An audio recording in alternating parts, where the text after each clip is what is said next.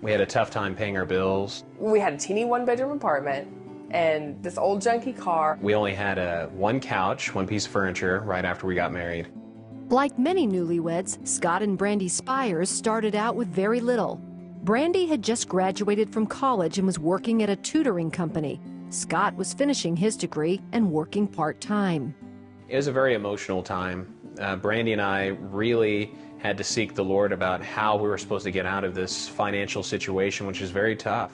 Then Brandy learned the tutoring company she worked for was closing because the owners were leaving the state. Scott suggested they buy the business. It seemed impossible. They had no money for a down payment and thousands of dollars of credit card and student loan debt. I told Brandy, I said, it's going to be okay because I feel like God has put in my heart that we're supposed to have that business. So they spoke to the owners, who agreed to sell the tutoring business to the Spires with no down payment. And they agreed the couple would pay them out of the money they brought in the first year. Now the Spires had their own business and a lot of hard work ahead of them. The first year was financially very rough. With payroll and other expenses, Scott and Brandy weren't clearing much from the business, but they soon learned a lesson that would turn their finances around. I remember the first day I learned about tithing. We were sitting down watching 700 Club. I looked at Brandy and I said, I think we need to start giving. We didn't have much to give, so we gave $20. Even just $20 when you have to borrow money for food sometimes, it seemed silly and unreasonable to give even $20. If they didn't have money, they gave away their possessions. There was one time where we needed $3,500 by 5 o'clock. And God just put on my heart, He said, you gave, you did what you're supposed to do.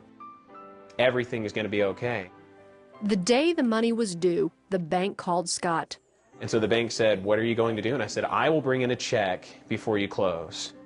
I said, so do you know someone that's going to bring you a check? And I said, no. And I said, but I will bring it in before you close. Before 5 o'clock, I will bring in the check. And they said, okay. A few hours later, a new student's mother walked in and paid for a tutoring package in full. She comes in and says, I want to buy 140 lessons up front, where most people buy 8 or 9. It was about 4:30, so we had 30 minutes to get to the bank. We needed $3,500, and she wrote us a $4,000 check. In just a few years, the Spires tutoring business has grown from 20 students to 70, and from 4 teachers to 10. They bought a house and paid off $40,000 in debt. Well, we give now, more now than what we made before we got the business. So it's been absolutely amazing about how God has blessed us completely with our personal and business finances.